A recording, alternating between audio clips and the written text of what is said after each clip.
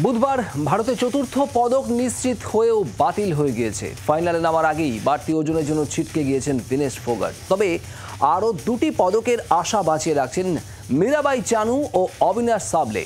বুধবার রাতে ৪৯ কেজি বিভাগে ভারোত্তোলনের ফাইনালে নামছেন মীরাবাই। অন্যদিকে ৩০০০ মিটার স্টিপল চেজের ফাইনালে নামছেন অবিনাশ।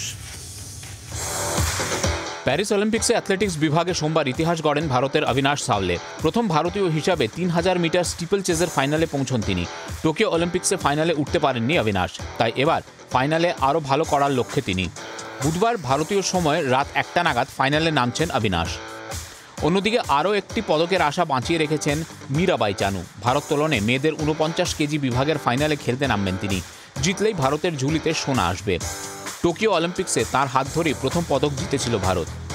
আজ রাত পদক জিতলেই প্রথম ভারতীয় মহিলা কুস্তিগির হিসাবে পরপর দুটি অলিম্পিক্সে পদক জয়ের নজির গড়বেন তিনি। বুধবার ভারতীয় সময় রাত ১১টা নাগাদ ফাইনালে নামছেন চানু।